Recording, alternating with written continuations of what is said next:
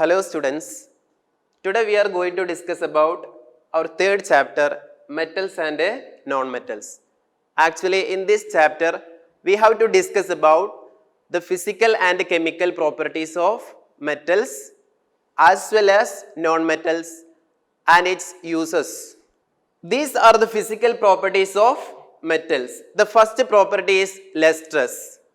Metals have shining surface, that is called metallic lustrous, or simply it is called lustrous. That means metals have a shiny surface or shining surface. The second physical property is hard and soft metals. We can classify the metals into two categories, soft metal and hard metal. Do you know sodium, potassium, lithium, beryllium, all are soft metals. But if you take iron or copper or silver, they are hard metals. So the hardness and softness vary from metals. Then the third physical property of metal is malleability. Malleability is a simple concept. Malleability is if you are beating a metal into thin sheets, it is called malleability. If you are applying a force on the surface of a metal, or you can be beaten a metal surface into thin sheets, it is called malleability. Next you have ductility. Ductility is if you drawn a metal into thin wires, that property is called ductility. And do you know one thing? Silver as well as gold. Gold is the most ductile metal in the earth crust. If you have 1 gram gold, you can be drawn it into 2 kilometers. So gold is the most ductile metal in the history of metals in the earth crust. Similarly, you have silver. Silver is another metal which have more ductility. The next physical property is high melting and boiling point. Normally metals have high melting and boiling point because in metals you have free electrons. In metals you have strong metallic bond. That strong metallic bond will make the metals have high melting and boiling point. The next physical property is metals are good conductors of heat and electricity. Why metals are good conductors of heat and electricity? Because metals have free electrons. That free electrons can move from higher concentration to lower concentration, or from higher potential to lower potential. So that movement of free electron will make metals are good conductors of heat and electricity. Every properties of metals are simply due to the presence of free electrons. So the presence of free electrons will make the metals are good conductors of heat and electricity. Behind every physical properties of metals, basically you have one reason. Dear students, that reason is the presence of free electrons. Then the last physical property of metal is sonorous. If you are striking a metal surface by using a hard surface, that means if you are striking an iron rod by using another hard surface or a simple iron material, you can hear the sound. Electric bell, which can make a huge sound. That is sonority or sonorous. The sonorous character of metal is due to the vibration of free electrons. Actually, metals have a lot of free electrons. Metals are electron rich. That electrons are free from any forces of interactions. So due to the vibration of free electrons in metals, that can make a sound. That property is called a sonorous character. So these are the physical properties of metals. And we have some examples of metals: sodium, potassium, calcium, magnesium, aluminium, copper, silver, zinc. These are the precious examples of metals. For non-metals, you have hydrogen, oxygen, nitrogen, fluorine, chlorine, bromine, iodine. All are non-metals. Simply if you observe the metals, their physical state should be solid. But if you have a view on non-metals that have gaseous appearance, hydrogen is a gas, oxygen, nitrogen, fluorine, chlorine, iodine, all are gases, but you have an exception, the bromine. Bromine is a liquid non-metal. You should have a lot of exceptions in this chapter. Here bromine is a liquid non-metal. All other non-metals, especially hydrogen, oxygen, nitrogen, all are gases. But we have some exception: carbon. The allotropes of carbon can exist in solid state. If you take diamond, fullerene, Buckminster fullerene, or graphite, all are solids. But if you have a view on this type of non-metals, except bromine, they have gaseous appearance. But bromine is a liquid. Bromine is a liquid non-metal. It's very important. Bromine is a liquid non-metal. Students, now we have chemical properties of metals. The first chemical property is metals are burned in air. Air means we have nitrogen, we have oxygen. So if you burn metal in air, what will happen? The metal should combine with the oxygen of the air. Then you will get metal oxide. So metal plus oxygen gives metal oxide. This is the general word equation for this chemical reaction. You have some examples. See the examples. The first example is copper. If you burn copper in the presence of oxygen, you will get copper oxide. Copper oxide have a black appearance. Simply it is a black colored solid. Instead of copper, if you are taking aluminium, you will get aluminium oxide. The formula of aluminium oxide is Al2O3. You have another name, it is alumina. Alumina. Al2O3, it is called alumina or aluminium oxide. And generally you should know one thing. If you are taking sodium or potassium in an open air, it will catch fire because of the reaction with moisture. Generally, we are not taking sodium or potassium for the reaction with air. Reaction with air. Why? Because it is highly reactive. If you are taking sodium or potassium in open air, it will catch fire. So we are taking copper and aluminium instead of highly reactive metals for the burning purpose. Generally, metal oxides are basic in nature. But if you are taking aluminium oxide and zinc oxide, they have amphoteric character.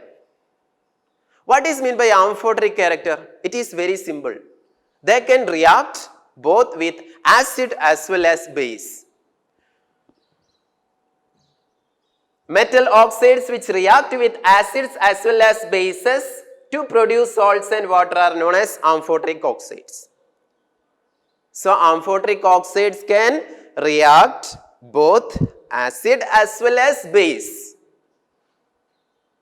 But generally metal oxides are basic in nature. Only two, you don't forget the precious example for the amphoteric oxide, aluminium oxide as well as zinc oxide. They are the very precious example in your syllabus. You have that two oxides which have amphoteric character. Amphoteric means they can react with both acid as well as base. Next we have the reaction between metal and water. That is the second chemical property, the reaction of metal with water.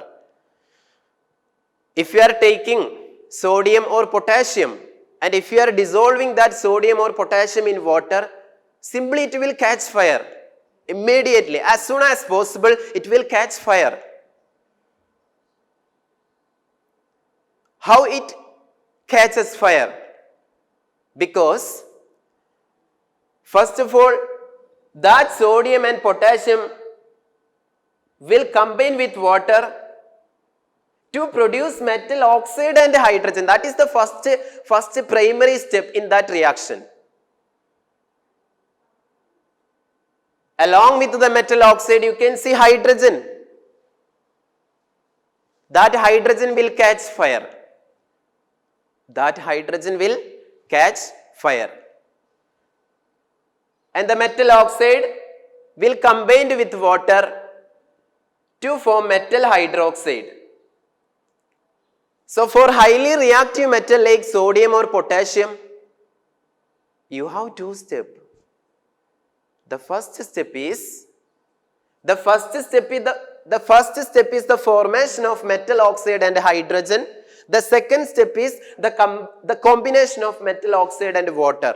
Finally, you will get metal hydroxide.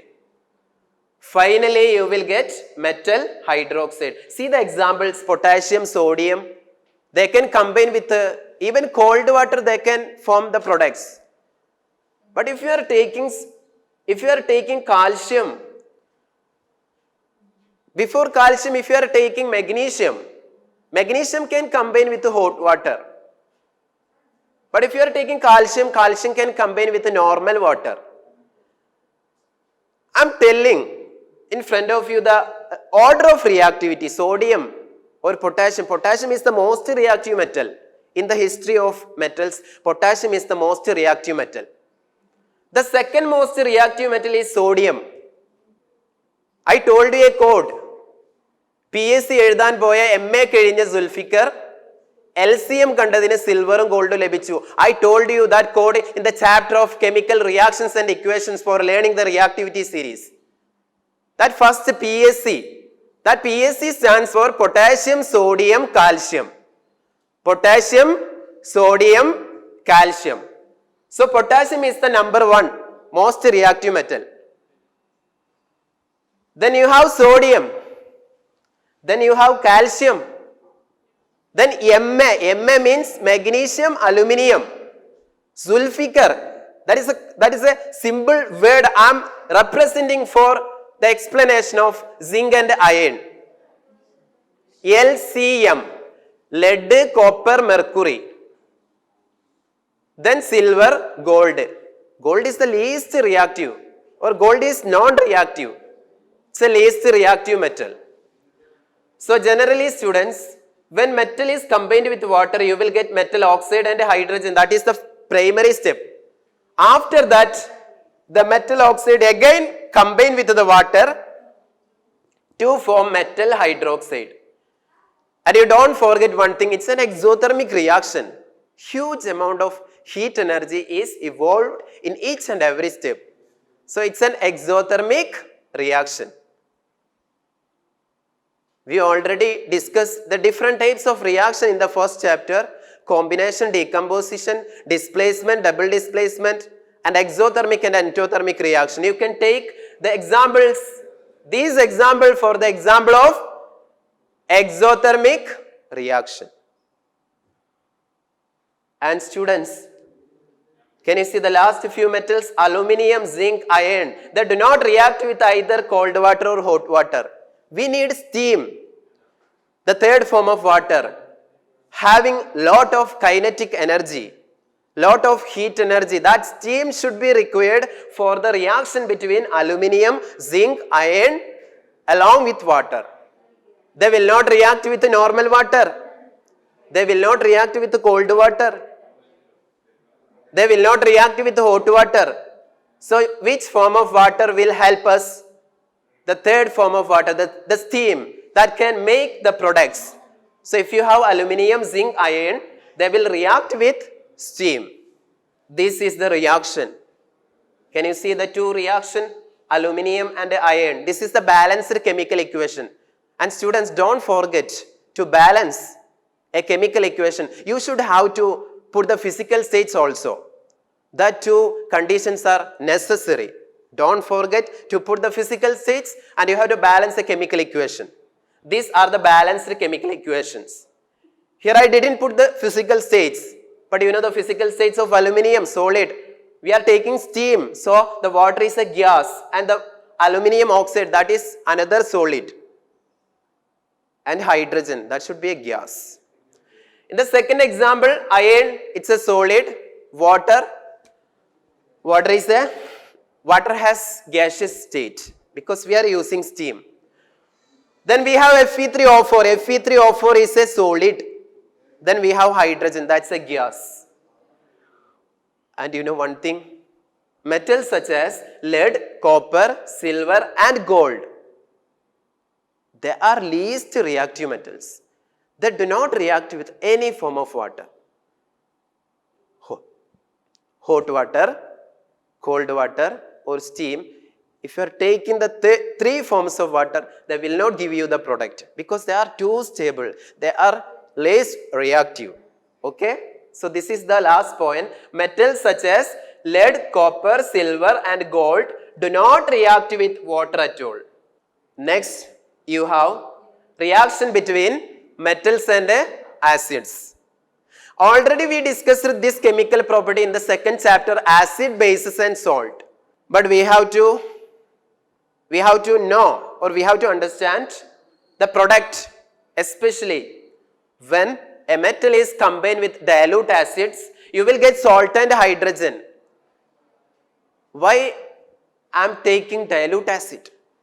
Because we have a number of reactive metals. So we should take dilute acid. If you are taking sodium or potassium or calcium or magnesium, you should have dilute acid because they are highly reactive. So instead of taking concentrated acid, it is better to take dilute acid. Avoiding concentrated acid is better. If you are doing the experiment in the laboratory, it is better to take dilute acid, especially dilute HCl. Dilute HCl is good.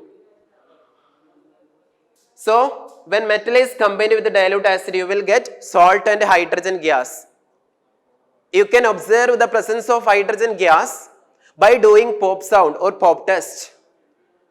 By fitting a delivery tube in the reaction medium that will catch the hydrogen and you have to pass the hydrogen in a soap solution. From that soap solution, you will get lot of bubbles having hydrogen gas. Simply you can break the bubbles of hydrogen gas by using a burning candle will definitely give you the pop sound. It's a simple experiment for observing the presence of hydrogen. But you have a big exception here. If you are taking concentrated nitric acid, no one is ready to give the product against nitric acid. If you are taking sodium, potassium, calcium, and if you are reacting with concentrated nitric acid, you will not get the hydrogen gas. You will not get the salt. You will not get the hydrogen gas.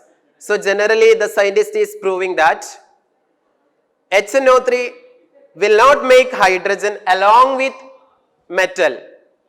But you have two exceptions, two precious metal in your hand, magnesium and manganese. Magnesium Mg and manganese Mn. Manganese Mn. That both metals can produce little bit hydrogen with concentrated HNO3 or even dilute HNO3. Why they are forming? That is a mystery. Chemistry has some mysteries. That is a mystery. No scientist had found a proper reason for this reaction of HNO3 and magnesium, HNO3 and manganese. They are forming hydrogen. They are forming hydrogen along with nitric acid, magnesium and manganese. Chemistry have a lot of exceptions. This is a precious exception, manganese and magnesium. Both can react with nitric acid. Why all other metals are not giving hydrogen gas along with nitric acid? Because HNO3 is a powerful oxidizing agent. Because HNO3 is a strong oxidizing agent. Because of the strong oxidizing nature of HNO3, that will convert the formed hydrogen into water. And itself can reduce, HNO3 itself can reduce into some oxides of nitrogen. See the oxides N2O, NO, NO2, nitrogen dioxide, nitrogen monoxide. Nitrogen monoxide is also called a nitric oxide. Yes, nitrous oxide, it is called a laughing gas. Why nitrous oxide is called a laughing gas? If you inhalate nitrous oxide, it will initiate your nervous. It will initiate your nervous system. If you are in a sad mode, it will initiate, it will convert it into a great happiness. This is the chemistry of N2O, nitrous oxide. It is called the laughing gas. So today we have discussed the physical properties and chemical properties of metals as well as non-metals. So thank you students for hearing me. See you later in the next class.